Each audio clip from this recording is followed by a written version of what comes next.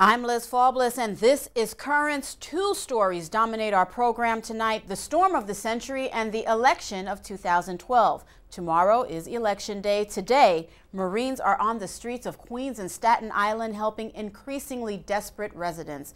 Some people are returning to their homes on Staten Island only to find damage large and small. Almost everything is waterlogged. The Marines are bringing high-powered water pumps to the hardest hit parts of the borough and to Queens. They also have food and water for residents.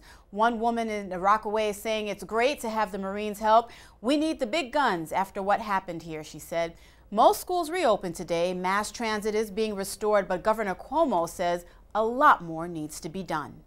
We've made great progress in some parts. The work in Manhattan and the ability for Manhattan and the subway system and the tunnel system to come up has been laudable for sure, but we have much more work to do. And throughout Brooklyn and Queens, neighborhood after neighborhood has been devastated. Bishop DiMarzio, the bishop of our diocese, has been at work nonstop since the storm struck, bringing help and consolation to the hardest hit communities. He celebrated Sunday Mass in Breezy Point. He started the weekend Friday in Howard Beach at St. Helen's Church.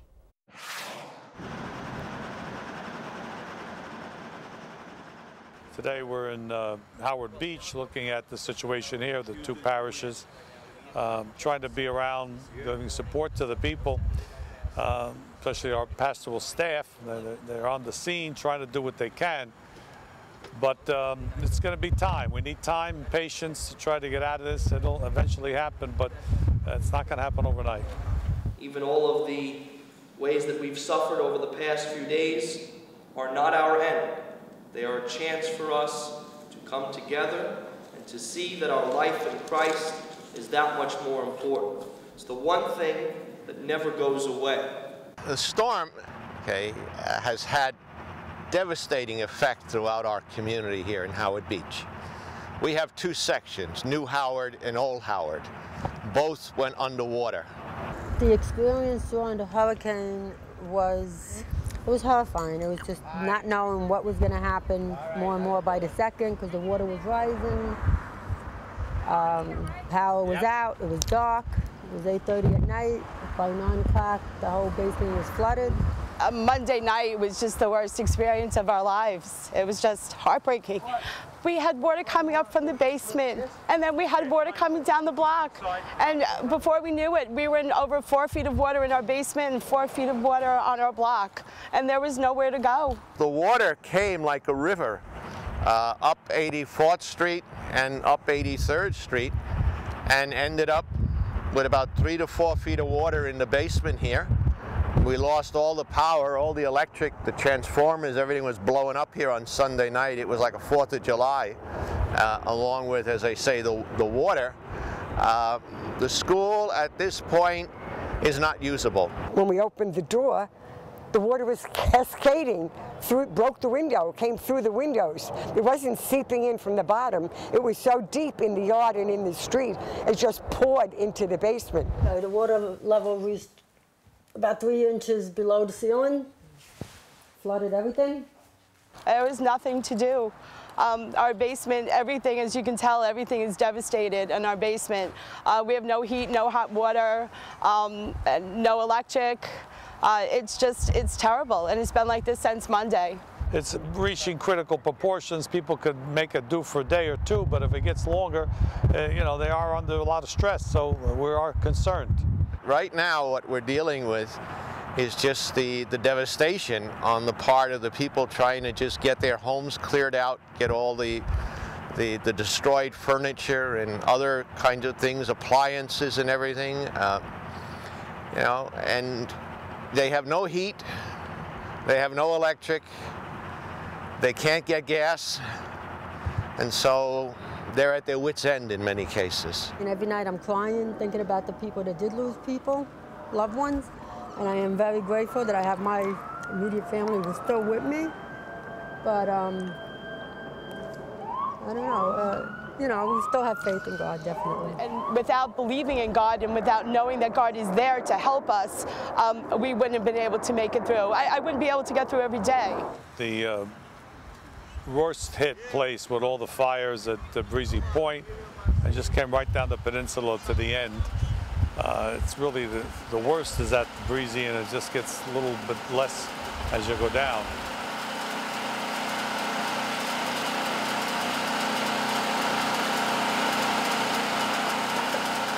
I've just been in a feeling of numbness, lost, don't know what to do, waiting for my assistance. I'm homeless right now, and I just don't know what to do. Monday night's hurricane destroyed 131 homes here by fire, and an untold number yet by flood and the tidal surge, which I understand was over 12 feet. The whole community is devastated right now. We have no place to live. A lot of people are homeless. The kids are out of sorts because they don't have their friends. And basically the whole community is a family community. So you're missing half your family. So I don't know where a lot of my friends are, if they're still down here, where they've been relocated to. We're here for spiritual support, trying to help people put themselves back together again, spiritually, but also physically. The church plays, again, as I mentioned, in the sense of being here, being a presence, being a support for the people that we've come to know and love as not only our parishioners, but our friends and neighbors. This hurricane was the perfect storm. Any meteorologist would tell us there was a full moon, a high tide, and a storm like we haven't seen in 100 years. I spoke to one or two people who had evacuated, and it was just a nightmare, they said.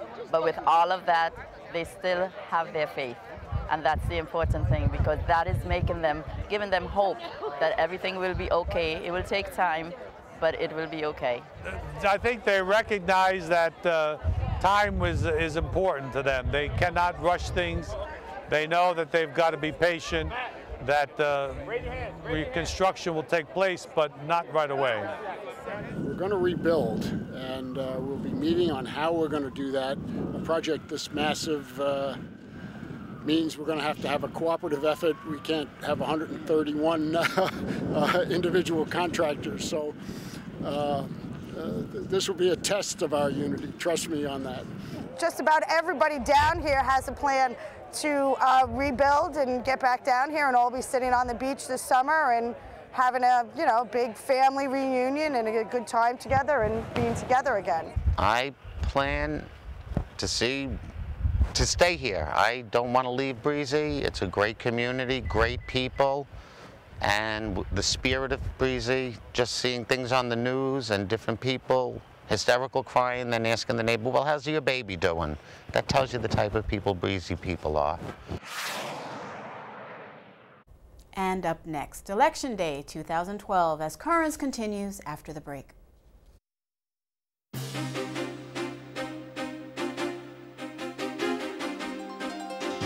Welcome back. Tomorrow, we will choose the next president of the United States, along with the U.S. House and 1/3 of the Senate.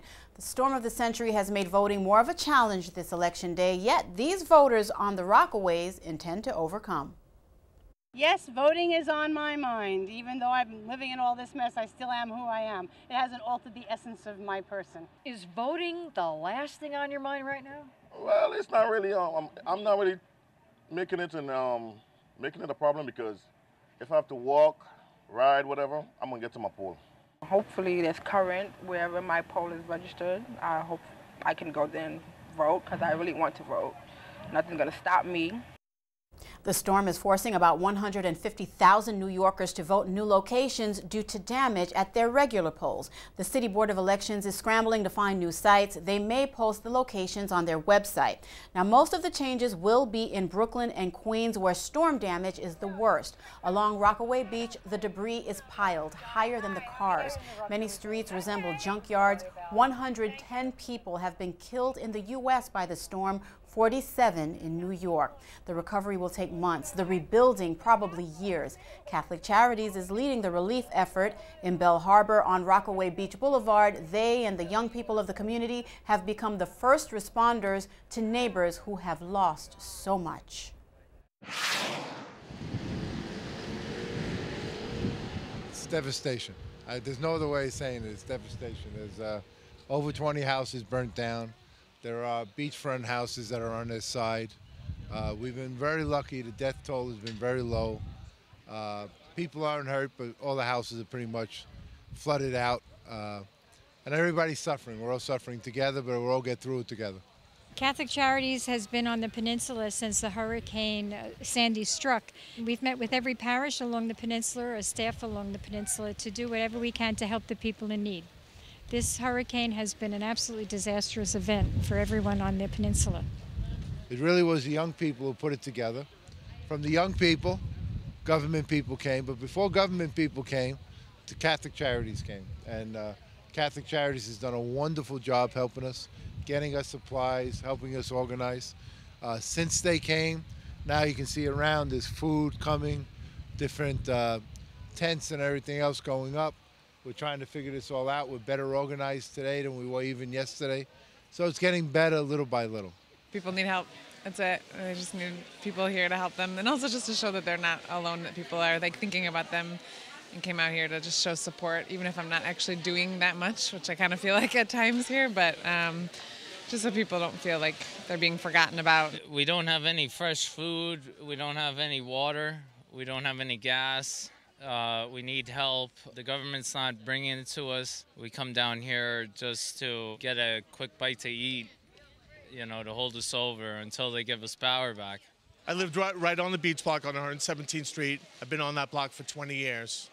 We almost drowned. The water knocked out our front door, and if it wasn't for our neighbors downstairs, we might have drowned.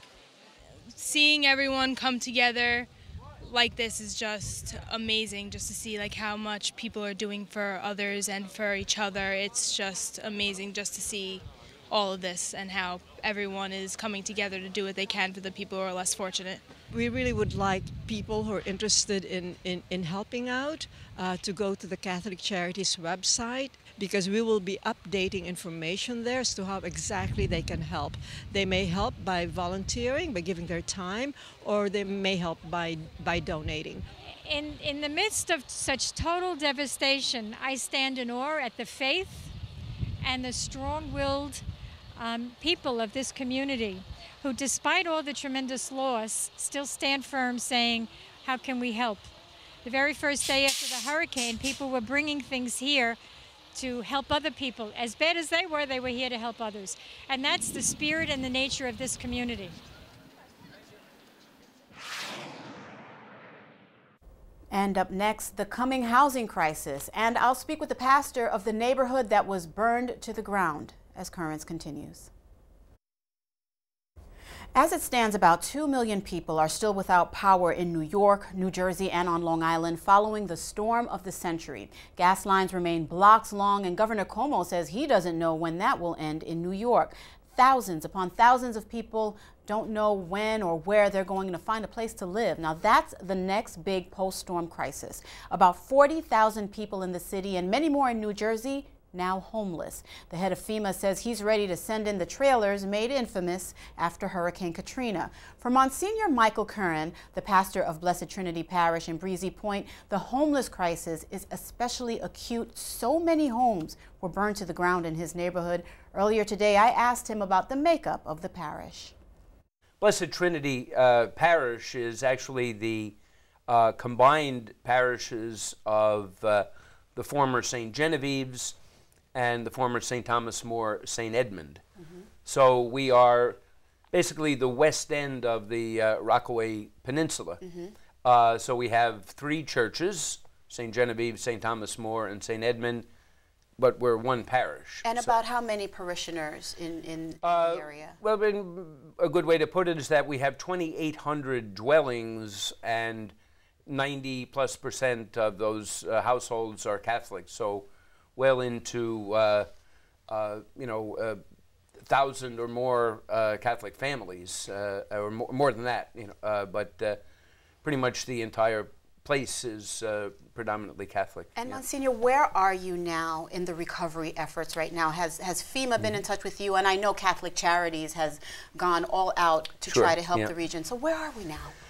Right now, Liz, we are basically standing there not knowing where to begin, as a lot of people put it, but we know that there's help there. So we have seen certainly Catholic Charities and so many different outreach agencies of our diocese, and the federal government. FEMA is there, the Red Cross, the National Guard. Again, you know, people can be a little bit frustrated as how fast things are moving. And what is the mood out there? What is the sentiment? As I can't imagine the amount of frustration that must be being laid on just everyone there right now. What's the mood in terms of faith, in terms of the spirituality? I think faith is what is getting people through it. You know, certainly in our parish, and I'm sure the other parishes on the peninsula could say the same thing in their own circumstances. But people, you know, are frustrated, but at the same time realize that nobody has ever been through this in our circumstances before. So I think people are grateful for the help and are showing a lot of patience. Monsignor, we know there's complete devastation. And at this point, it's an understatement. Yeah. We talked a little bit ahead of the interview about the fact that there was no loss of life with regard to the fires and the devastation, because that would have just added to the extent of the agony. Let's not waste any time. What do you need right now in the parishes in Breezy Point? What would you request? What is it that needs to be done? What the people need most is to get settled somewhere in the immediate, to have a dry, safe place for themselves and their families. And I suppose what people need most is something that we can't provide, or nobody can provide at this point, but only gradually: information. When will power come back? What will be the timeline in terms of their ability to reconstruct? Where are the kids going to school? You know, things that a week ago you never would have even thought of as issues. So I think people, when we get information, will be able to act accordingly. But right now I think folks are still wondering exactly what's going to happen.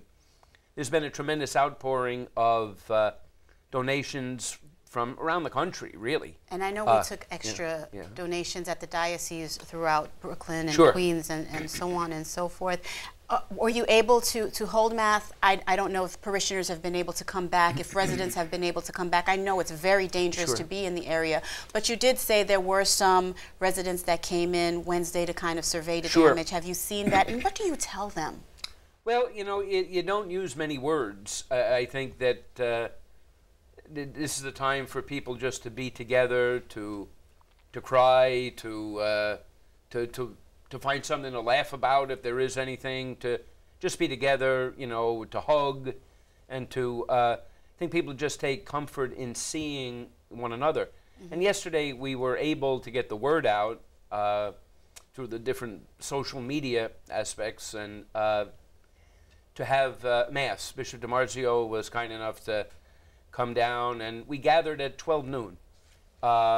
Pretty much a full church with a lot of people from the community are able to get back, and their family members are able to get back. And it was so very important for us to have that celebration of the Eucharist with the chief shepherd of the diocese, you know, to know that that God is, in the midst of all of the chaos, God is the one steady presence in our community, and the strength that He'll provide will get everybody through it, slowly but surely. And Monsignor, in a moment of levity ahead of our interview, we talked a little bit about how Cardinal Dolan was on a search for you immediately following the hurricane, and we also talked about how encouraging His Eminence is, and he did say that the most noble sentiments of people are coming out at this very critical time. Is that what you're seeing?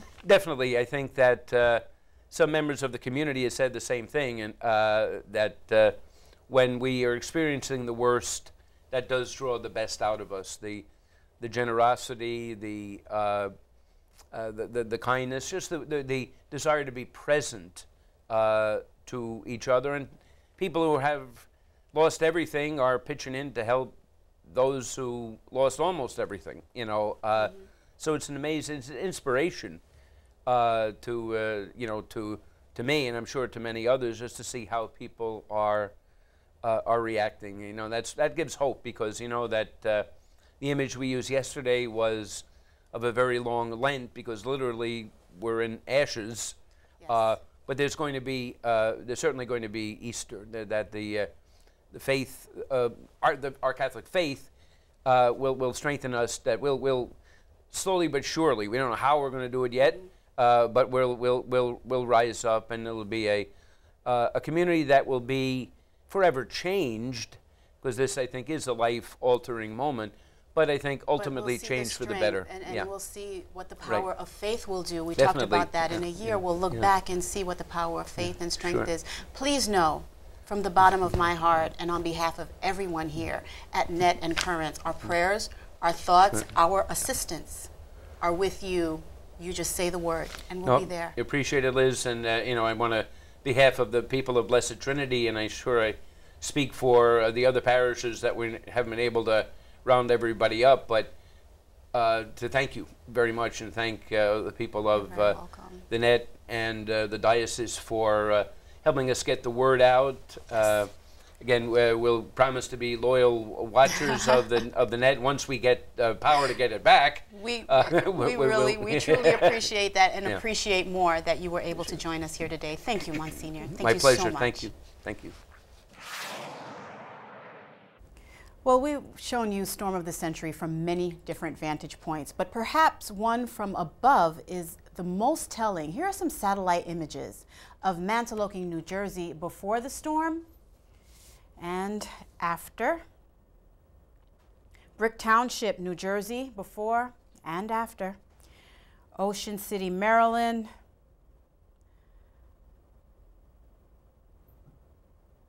Staten Island. And yet another view of Staten Island, New York. These places just obliterated by the storm of the century. Up next, we'll go back to Breezy Point for the story that shows love can overcome almost anything, as Currents continues. We started tonight's broadcast on Staten Island. Nowhere was the devastation worse than there. We closed tonight from Staten Island, where nowhere was love stronger than there on Saturday. This is Matt and Christine, and today was their wedding. While we were out covering the storm's wreckage, we glimpsed something unexpected. We'd come to see a hotel that was full of refugees from Hurricane Sandy, and while the Coast Guard and Red Cross were going to sleep in cots on this side of the wall, on the other, a wedding planned for 316 people was being set up. The bride is Christine Hassett. Her parents lost their home this week in Breezy Point, Queens. Her church, gone too. We called her, and she said we could come to her wedding. This is my godson. Her fiancé, Matt Bobie, is a firefighter and was an early responder in the storm. I went in the morning after, and then, it's just a recovery effort, and everyone lending a helping hand. Every guest lost something. The groom's parents said they had friends who couldn't come because they had no gas. Is there anyone at this wedding who was not affected? Nobody. Tim Cochran is the groom's uncle, and Roberto Ludovico is a close family friend. Both lost their homes, but not their spirit. Everyone has been so wonderful, so wonderful. I can't get over it. I can't get over it. That's the thing about New York. You saw it on September 11th, and you see it again Well, now. they said that. The truck coming out of Breezy said this is nothing. We will rebuild. We already lost with 9/11. That sentiment isn't lost on anyone here. A very hard week. Very, very hard week. But everybody worked together. People are just amazing. Christine and her mom planned the wedding for a year and a half. We need this happiness today. We really need this happiness. Tomorrow we'll go back and we'll deal with what we have to deal with, but today is my daughter's day, and I'm going to enjoy every minute of it. And it was a moment of joy, making the horrific loss for a moment seem small. It's nice to have a reason to put the stuff behind us for a day, and can't wait to see my wife open the door, and hopefully we can have a good day in the midst of all this. I'm happy, very happy. CNN's Aaron Burnett reporting. And on that encouraging note, thank you for joining us. Be sure to visit us online at currentsny.net. Tonight we leave you with more of Bishop DiMarzio's celebration of Mass at Breezy Point. For all of us here at Currents, I'm Liz Faublas. Thanks for watching and have a good night.